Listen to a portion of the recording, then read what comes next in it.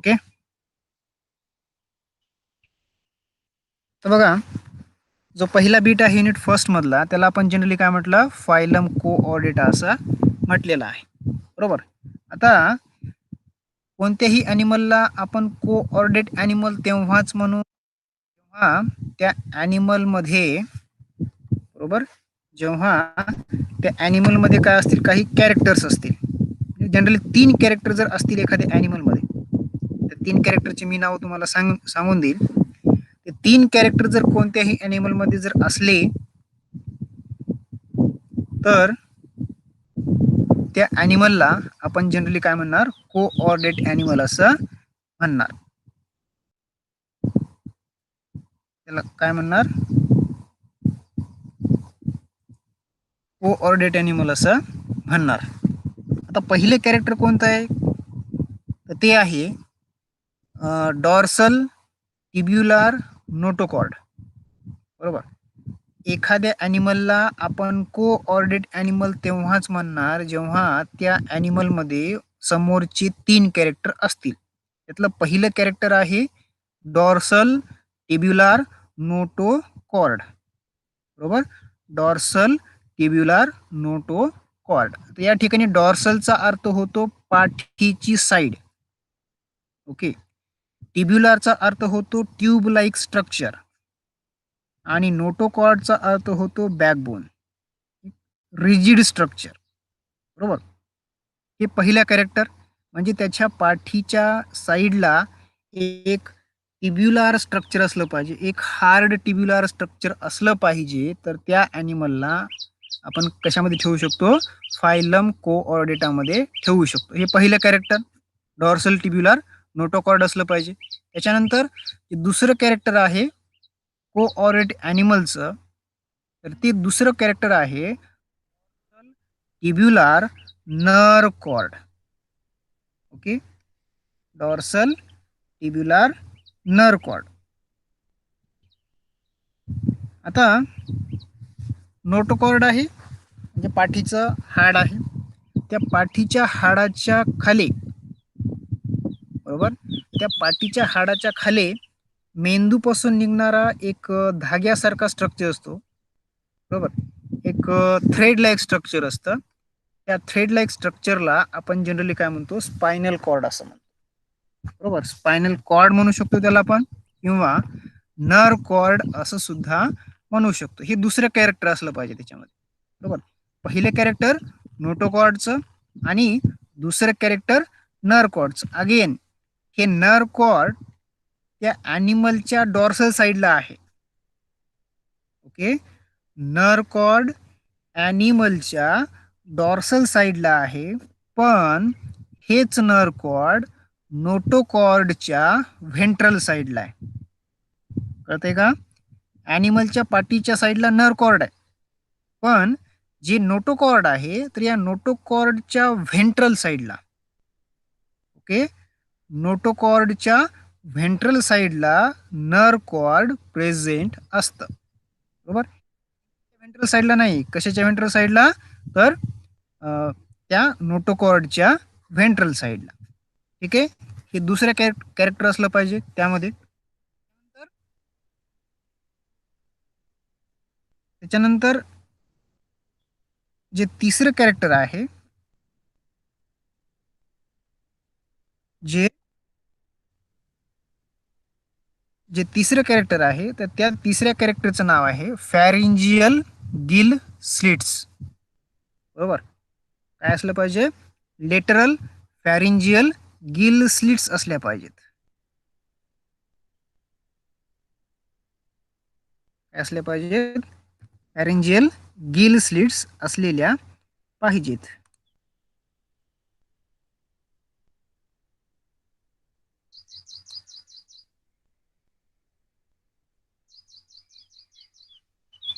आता what is by pharyngeal gill slits, तुम्हाला gills माहिती असत. गिल्स आपल्याला जनरली फिशमध्ये पाहायला मिळतात. बरोबर. फिशची जी काही लेटरल साईड असते, त्या फिशच्या लेटरल साईडमध्ये गिल्स असतात. आणि म्हणून याला फॅरिंजियल गिल स्लिट का म्हटलं, कारण आपलं जी फॅरिंग्स आहे, बरोबर, फॅरिंग्स लॅरिंग्स, फॅरिंग एक एलिमेंटरी कॅनलचा पार्ट आहे, बरोबर. आपली जी एलिमेंटरी कॅनल आहे, या एलिमेंटरी कॅनल मध्ये एक छोटंसं ट्यूब लाईक स्ट्रक्चर आहे, त्याला आपण जनरली काय म्हणतो, फॅरिंग्स असं म्हणतो. या फॅरिंग्सच्या वरच्या साईडला, फॅरिंग्सच्या लेटरल साईडला एक स्लिट सारखं स्ट्रक्चर असतं, उतरंडी सारखं स्ट्रक्चर असतं, बरोबर. त्या उतरंडी सारख्या स्ट्रक्चरला आपण जनरली काय म्हणतो, फॅरिंजियल गिल स्लिट्स असं म्हणतो. ज्या ॲनिमलमध्ये हे 3 कॅरेक्टर असतील तर त्या ॲनिमलला सरळ सरळ कुठं प्लेस करायचं, फायलम कोऑर्डिनेटामध्ये प्लेस करायचं.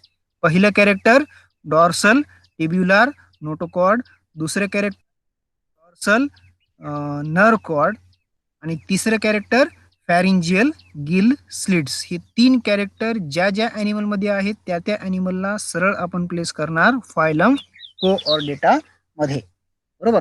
हे 3 मेन कॅरेक्टर आहेत, बरोबर. हे 3 मेन कॅरेक्टर आहेत. त्याच्यानंतर जो या फायलम कोऑर्डिनेटा मधला जो सब पॉइंट आहे, तर त्या सब पॉइंटचं नाव आहे ओरिजिन ऑफ कोऑर्डिनेट, बरोबर. त्या सब पॉइंटचं नाव काय आहे, ओरिजिन ऑफ कोऑर्डिनेट. म्हणजे कोऑर्डिनेट ॲनिमलचं ओरिजिन कसं झालं, how the coordinate animal originate on the earth, बरोबर. जवळजवळ 570 मिलियन वर्षापूर्वी, जवळजवळ 570 मिलियन वर्षापूर्वी कोऑर्डिनेट ॲनिमलचा काय झाला, उदय झाला, झालं, ओरिजिनेशन झालं.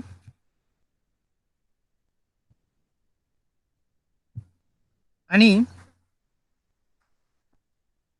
ओरिजिनेशन झाल्याचे आता हे जे कोऑर्डिनेट ॲनिमल्स आहेत, तर काही सायंटिस्टचं असं म्हणणं आहे की कोऑर्डिनेट ॲनिमल ओरिजिनेट झालेले आहेत तुमच्या हेमिकॉर्डेटाच्या ऑर्गॅनिझमपासून. तर काही सायंटिस्टचं असं म्हणणं आहे की prokaryotic organism are originated from the echinoderms, बरोबर. दोन्हीही हायपोथेसिस प्रूव्ह झालेले आहेत, बरोबर. म्हणजे आपण असं म्हणू शकत नाही की फक्त हेमिकॉर्डेटापासूनच कोऑर्डिनेट ॲनिमलची उत्क्रांती झाली, ओरिजिनेशन झालं असं म्हणू शकत नाही, बरोबर. कोऑर्डिनेट ॲनिमल इकायनोडर्मॅटापासून सुद्धा ओरिजिनेट झालेली आहेत आणि त्याच्यानंतर हेमिकॉर्डेटापासून सुद्धा ओरिजिनेट झालेले आहेत. काही इकायनोडर्म पासून म्हणजे काही कोऑर्डिनेट ॲनिमल ओरिजिनेट झालेले आहेत आणि काही कोऑर्डिनेट ॲनिमल हेमी कोऑर्डिनेटापासून ओरिजिनेट झालेले आहेत. ठीक आहे.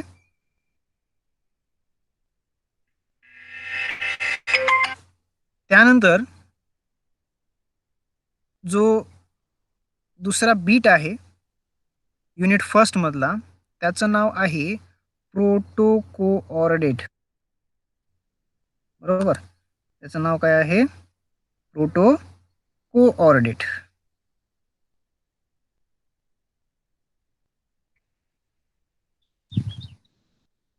आता या ठिकाणी बघा, तुम्हाला प्रोटोकोऑर्डिनेटचा अर्थ काय हे सांगितलेलं आहे. या ठिकाणी प्रोटोचा अर्थ होतो फर्स्ट आणि कोऑर्डिनेटचा अर्थ होतो कोऑर्डिनेट ॲनिमल. म्हणजे हेमी कोऑर्डिनेटापासून किंवा इकायनोडर्मॅटापासून जे पहिले कोऑर्डिनेट ऑर्गॅनिझम तयार झाले, बरोबर, जे पहिले कोऑर्डिनेट ॲनिमल निर्माण झाले, तशाच प्रकारचे ॲनिमल आपल्याला आज सुद्धा पाहायला मिळतात आणि त्या ॲनिमलला आपण जनरली काय म्हणतो, प्रोटोकोऑर्डिनेट ॲनिमल असं म्हणतो, बरोबर. जनरली काय म्हणतो, प्रोटोकोऑर्डिनेट ॲनिमल असं म्हणतो. आता या प्रोटोकोऑर्डिनेटामध्ये आपण काल बघितले की 2 सब फाईल मिळतात. एकाचं नाव आहे युरोकोऑर्डिनेट, दुसऱ्याचं नाव आहे सिफॅलो कोऑर्डिनेट, बरोबर.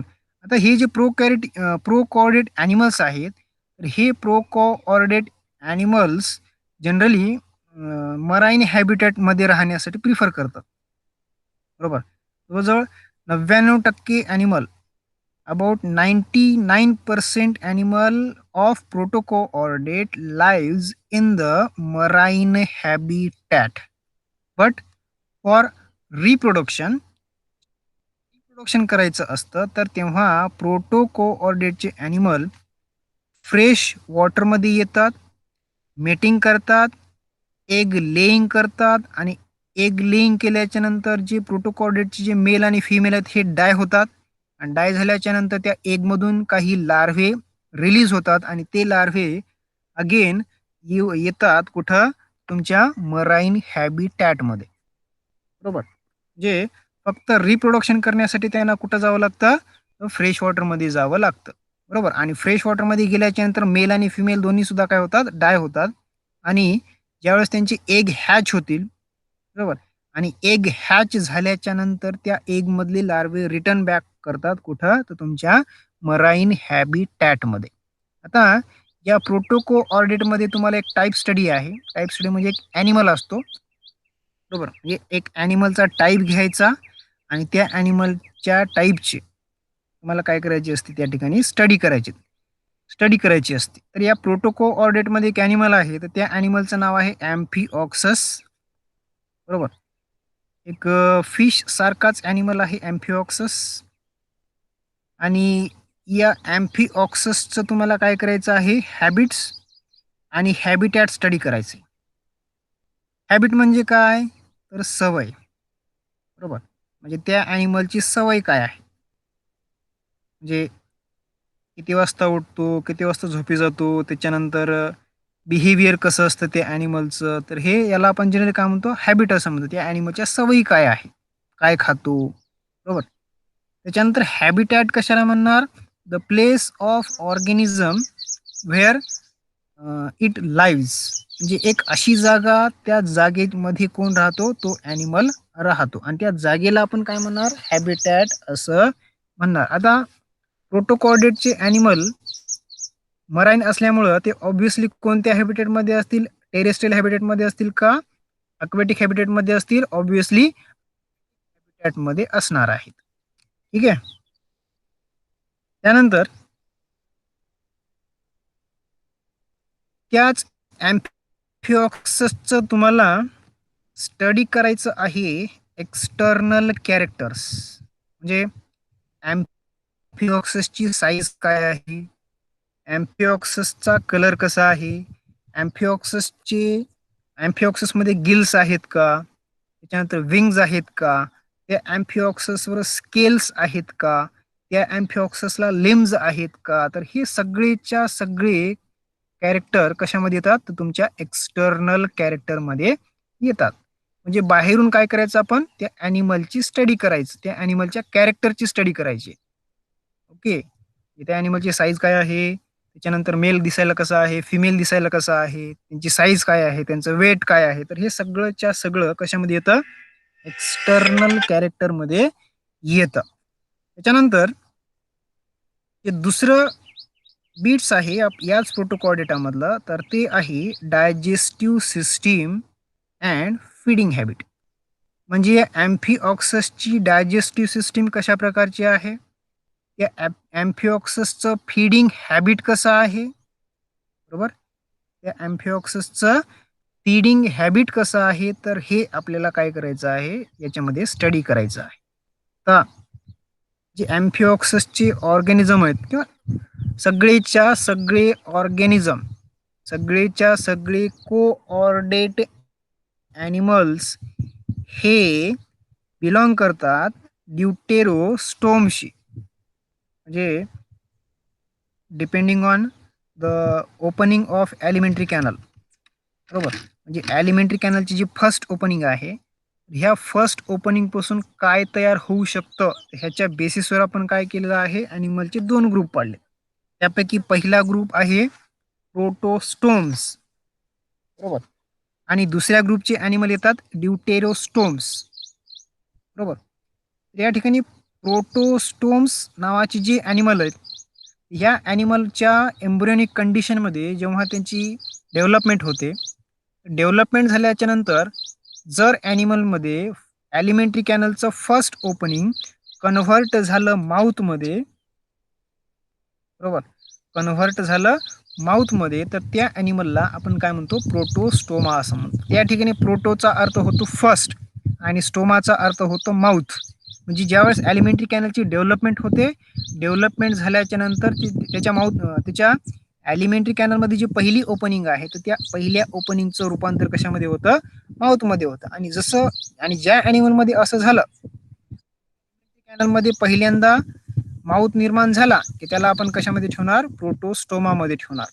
ड्यूटेरोस्टोम कशाला म्हणणार, ज्यावेळेस डेव्हलपमेंट झाली, बरोबर, ज्यावेळेस डेव्हलपमेंट होते, डेव्हलपमेंट झाल्याच्या नंतर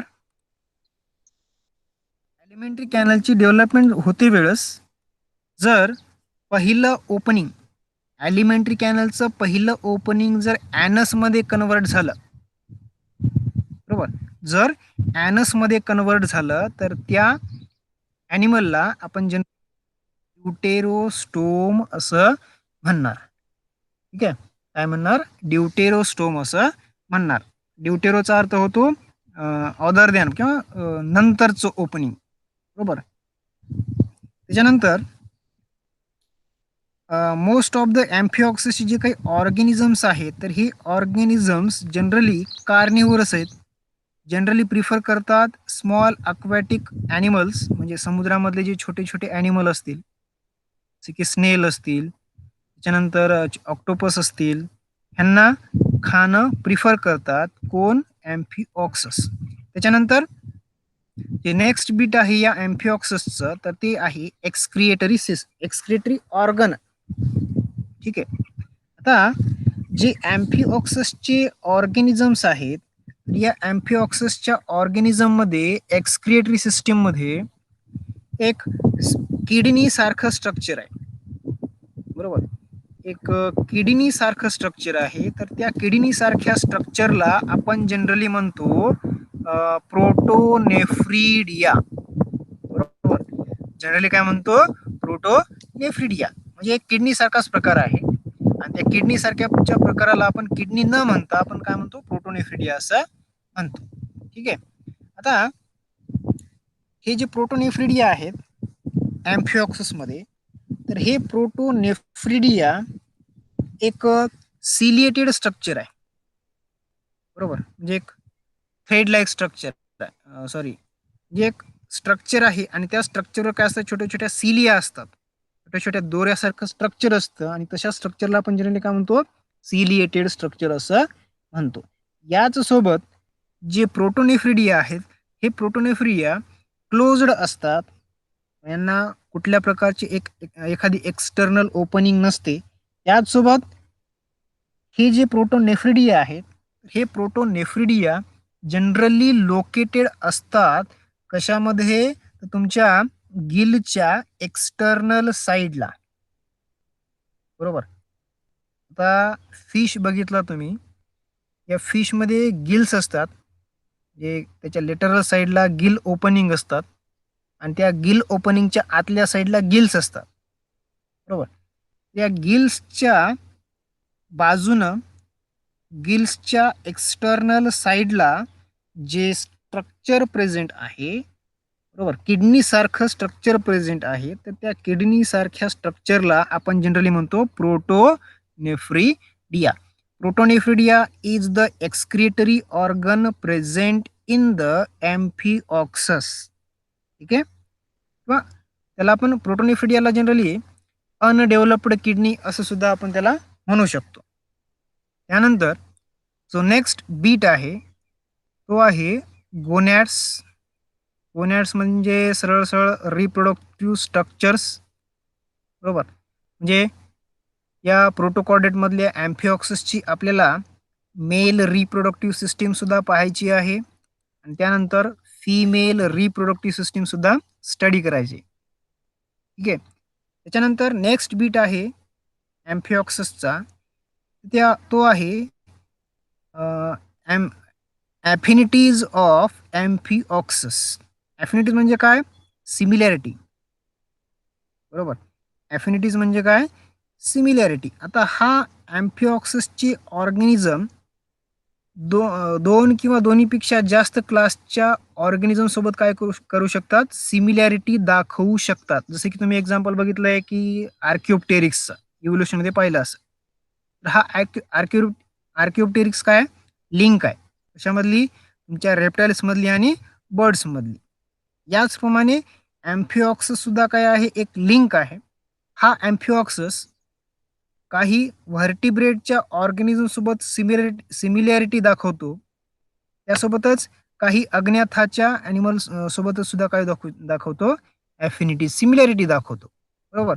आणि सिमिलॅरिटी जर दाखवत असेल तर त्याला आपण जनरली काय म्हणतो, ॲफिनिटी असं म्हणू शकतो.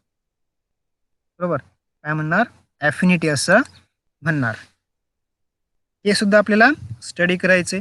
त्याच्यानंतर जो नेक्स्ट बीट आहे तर तो आहे ॲफिनिटीज ऑफ अज्ञाथा. बरोबर. ॲफिनिटीज ऑफ अज्ञाथा. आता अज्ञाथा हे एखाद्या ॲनिमलचं नाव वगैरे काही नाही. बरोबर. अज्ञाथा आणि ज्ञाथोस्टोमॅटा हे दोन वेगवेगळ्या टर्म्स आहेत. बरोबर. आणि मला वाटतं बहुतेक ते डिव्हिजन का सब डिव्हिजन काहीतरी आहेत, अज्ञाथा आणि ज्ञाथोस्टोमॅटा. क्लासिफिकेशनमध्ये जनरली वापरल्या जातं, एक ब्रॉड टर्म आहे. बरोबर. म्हणजे कोऑर्डिनेट ॲनिमलला आपण दोन प्रकारे डिवाइड करू शकतो, depending on their presence or absence of jaws. बरोबर. म्हणजे एखाद्या ॲनिमलमध्ये जबडे आहेत, म्हणजे कोऑर्डिनेट ॲनिमलमध्ये जबडे आहेत किंवा नाहीत ह्याच्या बेसिसवर आपण त्याचे काय करू शकतो, दोन डिव्हिजन पाडू शकतो. बरोबर. If the organism has the जॉ. बरोबर. If coordinate animal has jaw, such animal are included in the gnatostomata. म्हणजे असे ॲनिमल की ज्यांच्यामध्ये जबडे आहेत. बरोबर. त्यांच्यामध्ये जबडे आहेत, तर जबडे असणाऱ्या ॲनिमलला आपण कुठे ठेवतो, ज्ञाथोस्टोमॅटामध्ये ठेवतो. याचप्रमाणे असे काही कोऑर्डिनेट ॲनिमल्स आहेत की ज्यांच्या जॉज ॲब्सेंट आहेत. बरोबर. त्यांच्यामध्ये काय जॉज ॲब्सेंट आहे. आणि ज्या ज्या ॲनिमलमध्ये जॉज ॲब्सेंट आहेत त्या ॲनिमलला आपण कुठे ठेवणार, अज्ञाथामध्ये ठेवणार. बरोबर. अज्ञाथामध्ये एचा अर्थ होतो ॲब्सेंट आणि ज्ञाथाचा अर्थ होतो जॉ. बरोबर. एचा अर्थ होतो ॲब्सेंट आणि ज्ञाथाचा अर्थ होतो जॉ. ॲब्सेन्स ऑफ जॉ. बरोबर. ॲब्सेन्स ऑफ जॉ. सच ॲनिमल आर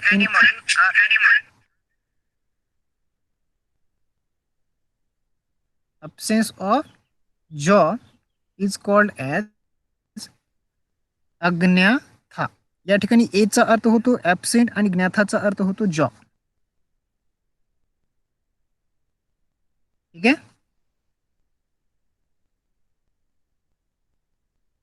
त्यानंतर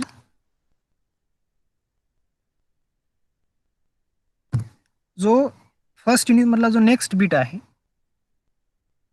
त्याचं नाव आहे सिरीज पायसेस किंवा सुपर क्लास पायसेस. बरोबर. तर एखाद्या ॲनिमलला आपण पायसेसमध्ये किंवा फिशमध्ये केव्हा ठेवणार, जेव्हा त्या ॲनिमलमध्ये काही कॅरेक्टर असते. बरोबर. जसं की फिशचं कॅरेक्टर आपण बघितलं की जी त्यांची बॉडी असते तर ही बॉडी कशी असते, स्ट्रीम लाईनड असते. बरोबर.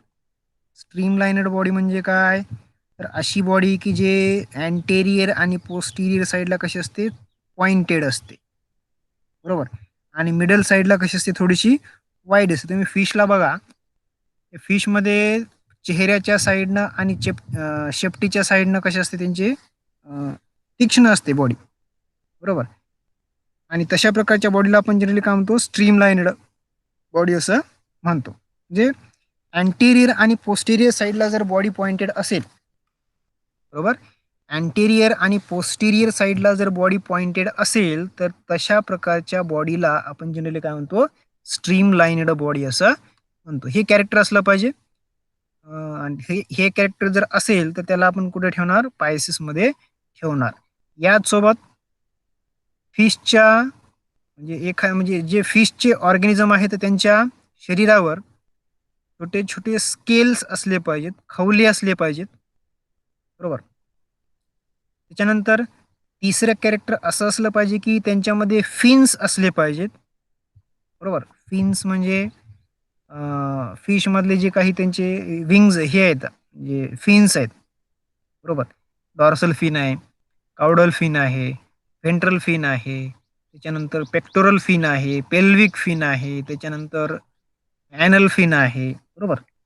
आणि हे जे फिन्स आहे तर हे फिन्स रिस्पॉन्सिबल असतात फॉर द स्विमिंग, पोहण्यासाठी यूज होतात.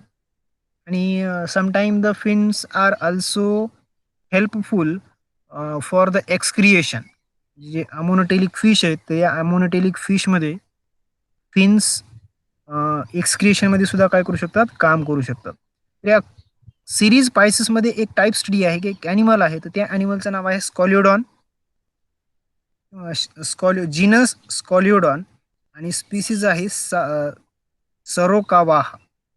त्याला आपल्या जनरल भाषेमध्ये डॉग फिश असं सुद्धा म्हणू शकतो. त्याला डॉग फिश का म्हणायचं, कारण जर तुम्ही स्कॉलिओडॉनचं चेहरा बघितला, हेड रिजन जर पाहिलं, तर या हेड रिजनमध्ये ज्याप्रमाणे कुत्र्याचं तोंड असतं तशाच प्रकारचं तोंड कोणाचं असतं, स्कॉलिओडॉनचं असतं. म्हणजे कुत्र्याच्या तोंडासारखा जर एखाद्या फिशमध्ये तोंड असेल, एखाद्या फिशचं तोंड असेल, तर त्याला आपण काय म्हणणार, डॉग फिश असं म्हणणार. ठीक आहे. आणि हा जो स्कॉलिओडॉन आहे तर हा स्कॉलिओडॉन शार्क एक शार्क फिश आहे. बरोबर. म्हणजे एक शार्क वर्गीय फिश आहे की ज्याप्रमाणे शार्क असतात तशाच प्रमाणे स्कॉलिओडॉन सुद्धा, म्हणजे तशाच प्रकारची बॉडी स्कॉलिओडॉनची सुद्धा आहे. या स्कॉलिओडॉनचं आपल्याला हॅबिट्स बघायचंय आणि हॅबिटॅट सुद्धा पाहायचंय. त्याच्यानंतर या स्कॉलिओडॉनची आपल्याला एक्सटर्नल कॅरेक्टर स्टडी करायचे. बरोबर. त्यासोबतच या एक्सटर्नल कॅरेक्टरमध्ये मग आपल्याला त्या स्कॉलिओडॉनची साईज, स्कॉलिओडॉनचा शेप, स्कॉलिओडॉनचा कलर, त्याच्यानंतर त्याच्या बॉडीवर स्केल्स आहेत का, त्याच्यानंतर त्याच्यामध्ये फिन्स कोणते कोणते आहेत. बरोबर. त्याच्यानंतर प्रत्येक फिनचं काय काम आहे, त्याच्यानंतर गिल्स किती प्रेझेंट आहेत, किती पेअर्समध्ये प्रेझेंट आहेत गिल्स, त्याच्यानंतर फिशमध्ये पाय आहेत का, हे आपल्याला सगळं एक्सटर्नल कॅरेक्टरमध्ये स्टडी करायचं. त्याच्यानंतर तो दुसरा बीट आहे, नेक्स्ट बीट आहे, तर त्याचं नाव आहे डायजेस्टिव्ह सिस्टीम. स्कॉलिडॉनची डायजेस्टिव्ह सिस्टीम स्टडी करायचे. या डायजेस्टिव्ह सिस्टीम मध्ये आपण पाहणार ॲलिमेंटरी कॅनल, अन्ननलिका पाहणार. त्याच्यानंतर डायजेस्टिव्ह सिस्टीमचेच एक सब डिव्हिजन डायजेस्टिव्ह ग्लँड कोणकोणत्या प्रकारचे आहेत, जसं की आपल्यामध्ये लिव्हर आहे, पॅनक्रियाज आहे, सलायव्हरी ग्लँड आहे. तर ह्या सगळ्याच्या सगळ्या काय आहेत, डायजेस्टिव्ह ग्लँड आहे. एकतर आपल्याला या स्कॉलिडॉनच्या डायजेस्टिव्ह सिस्टीममध्ये त्याचं कम्प्लीट ॲलिमेंटरी कॅनलची स्टडी करायची आहे. त्याच्यानंतर डायजेस्टिव्ह ग्लँडची स्टडी करायची आहे. प्रत्येक डायजेस्टिव्ह ग्लँडचं फंक्शन स्टडी करायचं आहे, म्हणजे कोणत्या ग्लँड कोणते इन्झाईम सिक्रेट करतात, त्या इन्झाईममुळं कोणत्या फूड पार्टिकलचं डिव्हिजन होतं, तर हे सगळं आपल्याला डायजेस्टिव्ह सिस्टीममध्ये स्टडी करायचं आहे. त्यानंतर नेक्स्ट बीट जो आहे तो आहे रेस्पिरेटरी सिस्टीमचा, म्हणजे स्कॉलिओडॉनची रेस्पिरेटरी सिस्टीम. आता ऑब्विसली फिश असल्यामुळं फिशमध्ये रेस्पिरेटरी ऑर्गन कोणता असणार आहे, तर रेस्पिरेटरी ऑर्गन तुमचा असणार आहे, रेस्पिरेटरी ऑर्गन कोणता असणार आहे, तर गिल्स असणार आहेत. बरोबर. जसं की ह्युमनमध्ये लंग्स आहेत, त्याच्यानंतर गिल्स आहेत. ठीक आहे. फिशमध्ये गिल्स आहेत. ॲम्फिबियन्स बेडकामध्ये स्किन आणि स्किन सोबतच लंग्स सुद्धा आहे. बरोबर. हे काही रेस्पिरेटरी ऑर्गन्स आहे. मग आपल्याला स्कॉलिडॉनमध्ये कोणता रेस्पिरेटरी ऑर्गन आहे, तर गिल्स आहे.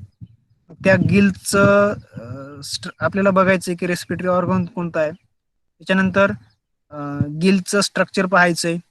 हिल्स मध्ये मग ऍक्च्युअल कशा गॅसियसचं एक्सचेंज होतं, बरोबर. त्याच्यानंतर मेकॅनिझम ऑफ रेस्पिरेशन पाहायचे की रेस्पिरेशनचं मेकॅनिझम कशा प्रकारे होतं. जनरली फिशमध्ये mixed type of blood circulation होतं, बरोबर. फिशमध्ये जनरली सिंगल सर्क्युलेशन म्हणतात त्याला, ज्याच्यामध्ये ऑक्सिजनेटेड ब्लड आणि डिऑक्सिजनेटेड ब्लड दोन्हीही मिक्स होतात आणि मिक्स्ड ब्लड काय केलं जातं संपूर्ण शरीराला केलं जातं, बरोबर. काय केलं जातं संपूर्ण शरीराला प्रोव्हाइड केल्या जातं आणि तशा प्रकारच्या सर्क्युलेशनला आपण जनरली काय म्हणू शकतो मिक्स्ड सर्क्युलेशन असं सुद्धा म्हणू शकतो. मिक्स्ड सर्क्युलेशन म्हणा किंवा सिंगल सर्क्युलेशन असं म्हणा. देन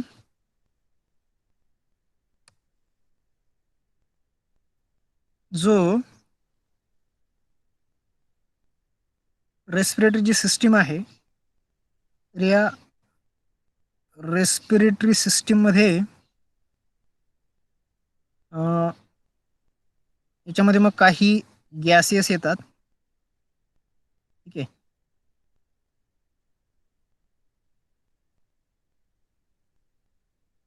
याच्यामध्ये मग काही रेस्पिरेटरी गॅसेसचं कशा प्रकारे ट्रान्सपोर्टेशन केलं जातं, त्याच्यानंतर कोणकोणते रेस्पिरेटरी पिगमेंट्स आहेत, तर हे आपल्याला सगळं कशामध्ये स्टडी करायचं आहे या स्कॉल्युडॉनच्या रेस्पिरेटरी सिस्टीममध्ये स्टडी करायचं. त्याच्यानंतर नेक्स्ट बीट आहे सर्क्युलेटरी सिस्टीमचा. त्याच्यामध्ये मग जे हार्ट आहे स्कॉल्युडॉनचं तर ते हार्ट किती चेंबर्ड आहे, बरोबर. जसं की फिशमध्ये 2 चेंबर्ड हार्ट आहे, म्हणजे एक ॲट्रिया आहे आणि एक व्हेंट्रिकल आहे. ॲम्फिबियन्समध्ये 3 चेंबर्ड हार्ट आहे. ॲम्फिबियन्स आणि आय थिंक रेप्टाईल्समध्ये एक्सेप्ट क्रोकोडाईल ज्यामध्ये 3 चेंबर्ड आहे. जे बेडकामध्ये 2 ॲट्रिया असतात आणि एक व्हेंट्रिकल असतो. त्याच्यानंतर बर्ड्समध्ये, क्रोकोडाईल्समध्ये, ह्युमन्समध्ये 4 चेंबर्ड हार्ट हार्ट असतं.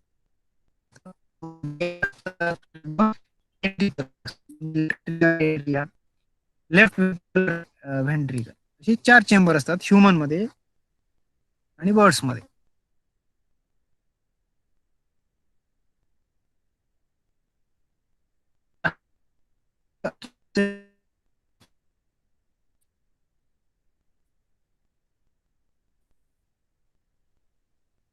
त्याच्यानंतर व्हेन्स कोणते आहेत त्यानंतर फिश मध्ये एक स्पेशल प्रकारचा रिसेप्टर आहे, त्याला आपण जनरली लेटरल लाईन रिसेप्टर असं सुद्धा म्हणू शकतो, ठीक आहे. लेटरल लाईन रिसेप्टर असं सुद्धा म्हणू शकतो, ठीक आहे. आणि हे लेटरल लाईन रिसेप्टर सेन्सेशनचं काम करतं, म्हणजे आपल्या आजूबाजूला एक ॲज अ सेन्स ऑर्गन म्हणून काम करतं. त्याच्यानंतर जो नेक्स्ट बीट आहे त्याचं नाव आहे मायग्रेशन इन फिशेस, बरोबर. म्हणजे फिशमध्ये मायग्रेशन कशा प्रकारे होतं, ठीक आहे. फिशमध्ये मायग्रेशन कशा प्रकारे होतं म्हणजे मायग्रेशन मग वेगवेगळ्या कारणासाठी होऊ शकतं. मायग्रेशन रिप्रोडक्शनसाठी होऊ शकतं, जसं की काही फिश रिप्रोडक्शन करण्यासाठी गोड्या पाण्यामध्ये जातात, त्याच्यानंतर तिथं अंडी देतात आणि अंडी दिल्याच्यानंतर बॅक येतात, रिटर्न येतात खाऱ्या पाण्यामध्ये, बरोबर. त्याच्यानंतर मायग्रेशन सर्चिंग फूड सुद्धा होऊ शकतं. Migration for searching of mating पार्टनरसाठी सुद्धा होऊ शकतं. मायग्रेशन वेगवेगळ्या प्रकारे होऊ शकतं, बरोबर. त्याच्यानंतर मायग्रेशन ॲडव्हर्स इन्व्हायरमेंटल कंडिशन पासून वाचण्यासाठी सुद्धा होऊ शकतं. बर्ड्स मध्ये मायग्रेशन पाहायला इंग्लंड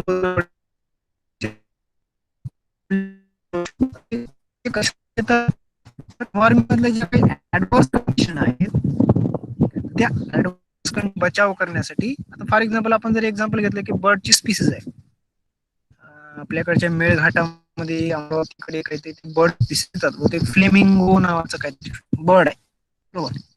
आता हे फ्लेमिंगो नावाचे बर्ड बहुतेक मला असं युरोप मधून काहीतरी येतात, बरोबर. आणि युरोपमधून कुठे येतात तर आपल्या इंडियामध्ये येतात. आणि हे तेव्हा येतात जेव्हा युरोपमध्ये हिवाळा सुरू होतो. तर हिवाळा सुरू होण्याच्या अगोदर हे बर्ड काय करतात, मायग्रेट करतात इंडियामध्ये. बरोबर. आता असं का, कारण युरोपमधला जर हिवाळा जर आपण पाहिला, त्या ठिकाणी temperature -20 degree centigrade, -30 degree centigrade, 50 पर्यंत जाऊ शकतं. ती 50 डिग्री सेंटीग्रेड टेम्परेचर अवॉइड करण्यासाठी 50 डिग्री सेंटीग्रेड टेम्परेचर अवॉइड करण्यासाठी हे बर्ड काय करतात, मायग्रेशन करतात. बरोबर. त्याच्यानंतर मायग्रेशन फिश मध्ये कशा प्रकारे मायग्रेशनचे टाइप्स आपल्याला करायचे, स्टडी करायचे, मायग्रेशनचे काउजेस स्टडी करायचे, कारण स्टडी करायचे, त्याच्यानंतर मायग्रेशनचं सिग्निफिकन्स सुद्धा स्टडी करायचं आहे. कारण इम्पॉर्टन्स काय आहे हे सुद्धा आपल्याला या ठिकाणी स्टडी करायचं आहे. त्याच्यानंतर नेक्स्ट बीट जो आहे तो आहे युनिट सेकंड. बहुतेक हा युनिट घेतील मला वाटतं चेडे सर घेतील किंवा दाभाडकर सर घेतील. याच्यामध्ये मग तुम्हाला 2 क्लासेस आहेत. एक आहे क्लास एम्फिबिया, दूसरा आहे class reptilia. Amphibia animal are those which are lives in both habitat, that is terrestrial habitat and aquatic habitat. ठीक आहे. याच्यामध्ये मग तुम्हाला एक टाइप स्टडी आहे रानाटिगेरिना, बेडूक आहे. या रानाटिगेरिनाचं तुम्हाला हॅबिट्स आणि हॅबिटॅट स्टडी करायचे. रानाटायगेरिनाचं तुम्हाला एक्सटर्नल कॅरेक्टर स्टडी करायचे. जर आपण रानाटिगिरिना पाहिलं तर या रानाटिगिरिनाची जी हॅबिट आहे हे जनरली कार्निवरस आहेत. रानाटिगिरिना जनरली इन्सेक्ट खातो. बरोबर.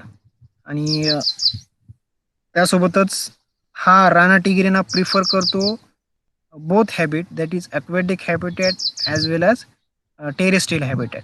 बोथ द हॅबिटॅटमध्ये हा काय करू शकतो, राहू शकतो. त्याच्यानंतर जर आपण एक्सटर्नल कॅरेक्टर पाहिलं तर या एक्सटर्नल कॅरेक्टरमध्ये जर आपण यांची बॉडी पाहिली ॲम्फिबियाची, तर ह्यांच्या बॉडीचे फक्त 2च डिव्हिजन येतात. एक आहे हेड रिजन आणि दुसरं आहे ट्रंक रिजन. बेडकामध्ये नेक नाही आणि नेक सोबतच टेल सुद्धा नाही. बरोबर. जसं की आपली बॉडी 4 पार्टमध्ये आपण काय करू शकतो, डिवाइड करू शकतो. हेड, नेक, ट्रंक आणि टेल. टेल आपल्यामध्ये नाही, सॉरी. आपण गाई म्हशी वगैरे घेतल्या, बरोबर, त्याच्यामध्ये जनरली 4 डिव्हिजन येतात. बरोबर. हेड, नेक, ट्रंक आणि टेल. पण ह्यांच्यामध्ये नेक सुद्धा नाही आणि टेल सुद्धा नाही. म्हणजे याच्या बेडकांमध्ये फक्त 2च रिजन, एकतर हेड रिजन आणि त्याच्यानंतर दुसरा ट्रंक रिजन. मग या रानाटिगिरिनाचे आपला कॅरेक्टर स्टडी करायचे. त्याच्यानंतर रानाटिगिरिनामध्ये आपल्याला रेस्पिरेटरी ऑर्गन स्टडी करायचे. रेस्पिरेटरी ऑर्गन 2 प्रकारचे आहेत ॲम्फिबियन्समध्ये. एक तर आहे लंग्स. बरोबर. लंग्स आहे respiratory organ. Major respiratory organ lungs आहेत आणि मायनर रेस्पिरेटरी ऑर्गन जो आहे तर तो आहे स्किन. बरोबर. म्हणजे बेडकामध्ये जवळजवळ 90% रेस्पिरेशन हे लंग्सच्या थ्रू होतं आणि 10% रेस्पिरेशन हे त्याच्या स्किनच्या थ्रू होतं. बरोबर. तुम्हाला माहिती आहे की हा बेडूक असो किंवा दुसरा एखादा ॲनिमल असो ॲम्फिबियाचा, हा पाण्याशिवाय जिवंत राहू शकत नाही. त्यांना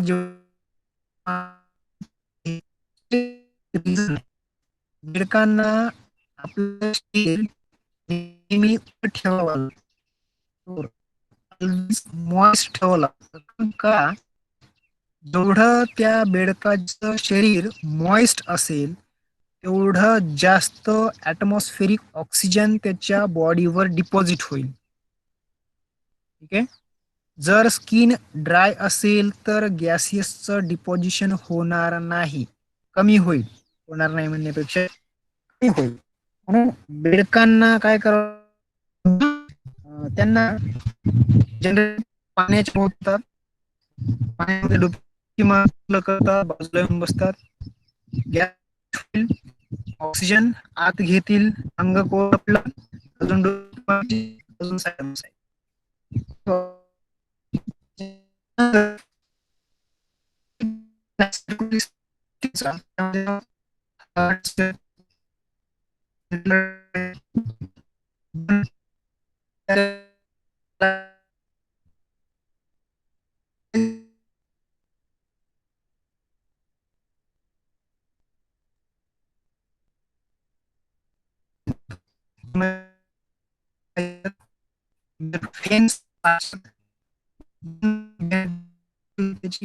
काय पाहिजे, युरिनोजेनायटस. आता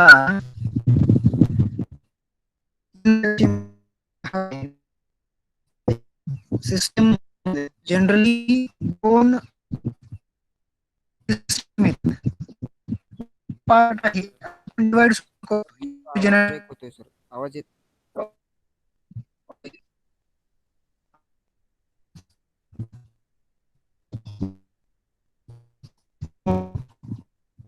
आवाज येतो का सगळ्यांना? येत असेल तेच लिहा.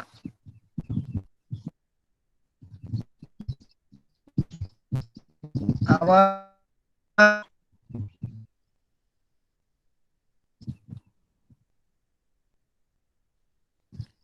आवाज येतोय का रे?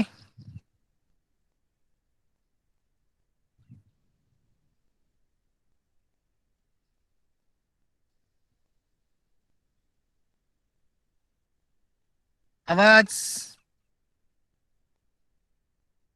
आवाज येतोय का?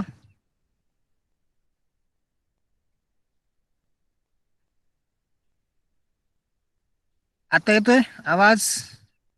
ओके.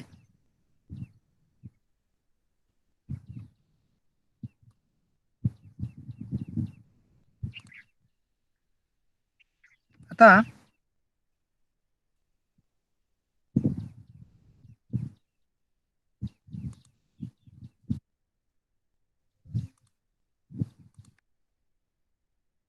बघा,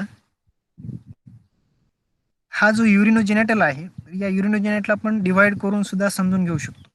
या ठिकाणी युरिनोचा अर्थ होतो युरिनरी सिस्टीम, बरोबर. युरिनोचा अर्थ होतो युरिनरी सिस्टीम किंवा एक्सक्रिएटरी सिस्टीम, आणि जेनेटलचा अर्थ होतो रिप्रोडक्टिव्ह सिस्टीम. म्हणजे ह्यांच्यामध्ये युरिनल सिस्टीम, एक्सक्रिएटरी सिस्टीम आणि त्याचसोबत रिप्रोडक्टिव्ह सिस्टीम, बरोबर.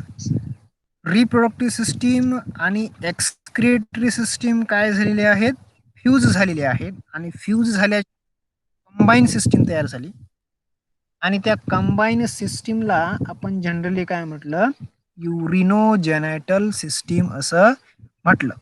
म्हणजे ह्यांच्यामध्ये युरिनच्या पॅसेजसाठी सुद्धा एक कॉमन सिस्टीम आहे, म्हणजे युरिनही त्याच सिस्टीममधून जातं, आणि त्यासोबतच स्पर्म सुद्धा त्याच सिस्टीम मधून काय होऊ शकतात, बाहेर जाऊ शकतात. हे दोन सिस्टीम वेगवेगळे आहेत, बरोबर. एका साईडला युरिनचं प्रोडक्शन होतं, दुसऱ्या साईडला स्पर्मचं प्रोडक्शन होतं.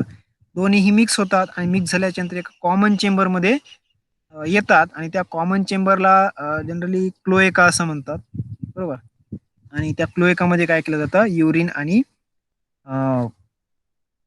स्पर्म स्टोअर केल्या जातात. ठीक आहे, कॉमन सिस्टीम आहे. एक्सक्रेटरी सिस्टीम आणि genital system, reproductive system combine झालेली आहे. त्याला कलेक्टिव्हली आपण काय म्हटलं, युरिनोजेनेटल सिस्टीम असं म्हटलेलं आहे. नेक्स्ट बीट आहे parental care in amphibia. Parental care म्हणजे कशा प्रकारे पॅरेंट्स, ॲम्फिबियाचे पॅरेंट कशा प्रकारे आपल्या पिल्लांची काळजी घेतात, त्या टर्मला आपण जनरली काय म्हणतो, पॅरेंटल केअर असं म्हणतो. त्याच्यानंतर जो नेक्स्ट बीट आहे त्याला आपण म्हटलं क्लास रेप्टिलिया. त्याच्यामध्ये मग एक रेप्टिलिया कशाला म्हणणार, की ज्यांच्यामध्ये क्रीपिंग आणि क्राउलिंग हॅबिट आहे, बरोबर. म्हणजे जे ॲनिमल सरपडतात किंवा भिंतीवर चढतात त्याला आपण काय म्हणतो, रेप्टाईल्समध्ये ठेवून देतो. त्याच्यामध्ये मग एक्झाम्पल आहे कॅलोट्स व्हेसिक्युलर. कॅलोट्स व्हेसिक्युलर म्हणजे आपला जनरली सरडा जो आहे, बरोबर, त्याला आपण जनरली गार्डन लिझार्ड असं सुद्धा म्हणतात. त्या सरड्याचं झुलॉजिकल नेम आहे कॅलोट्स व्हेसिक्युलर.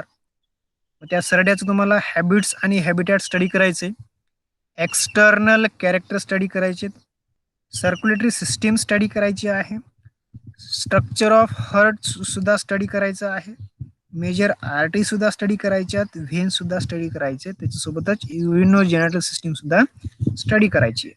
त्याच्यानंतर स्नेक व्हिनोम स्टडी करायची आहे, त्यासोबतच अँटी व्हिनोमची सुद्धा स्टडी करायची आहे. बरोबर. व्हिनोम म्हणजे काय तर पॉयझन, सापाचं विष. सापाच्या विषाला आपण जनरली व्हिनोम असं म्हणतो. कोणकोणते व्हिनोम म्हणजे किती प्रकारचे व्हिनोम आहेत, त्याच्यानंतर अँटी व्हिनोम काय प्रकार आहे, तर हे सुद्धा आपल्याला काय करायचं आहे, स्टडी करायचं आहे. ठीक आहे.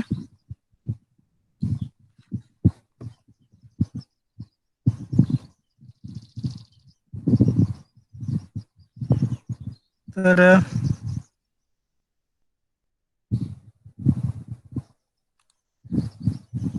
या ठिकाणी थांबूया आणि ज्यांना ज्यांना प्रॉब्लेम आहे जॉईन करण्यासाठी क्लास, त्यांना एक सांगा, तुमचा जो कॉलेजचा मेल आय डी आहे, बरोबर, तुमचा जो कॉलेजचा मेल आय डी आहे